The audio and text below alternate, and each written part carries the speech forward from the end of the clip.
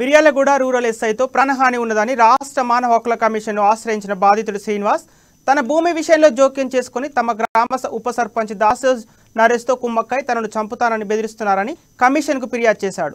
నల్గొండ జిల్లా మిర్యాలగూడ మండలం వెంకటాద్రిపాలెం గ్రామానికి చెందిన దాసరాజు శ్రీనివాస్ తన భూమి సర్వే నెంబర్ 14లో సంబంధం లేని వాళ్ళు తలదూర్చారని తనపై దాడి చేసిన దాసరాజు నరేష్, శ్రీనివాస్, సతీష్, సురేష్, నాగేశ్వరరావులపై మిర్యాలగూడ రూరల్ పోలీసులకు ఫిర్యాదు చేసినా పట్టించుకోలేదన్నారు.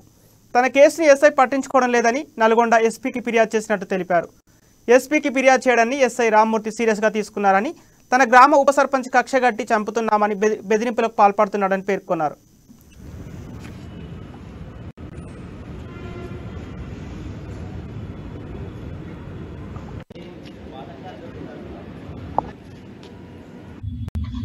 దాసరాజు శ్రీనివాస్, నల్గొండ జిల్లా మిర్యాలగూడ మండలం వెంకటాద్రిపాలెం గ్రామం.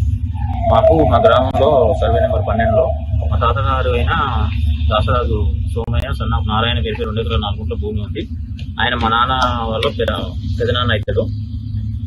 ఆ భూమిని తండ్రి పేరు నారాయణ అనే తండ్రి పేరుని మార్చి మా గ్రామానికి చెందిన దాసరాజు సోమయ్య అనే వ్యక్తి రికార్డులలో మార్చి సోమయ్య సన్న రామయ్యగా మార్చి సోమయ్య కుమారులు అయిన దాసరాజు శ్రీనివాస్, దాసరాజు ధనంజయుల పేర్ల మీద మార్చడం జరిగింది.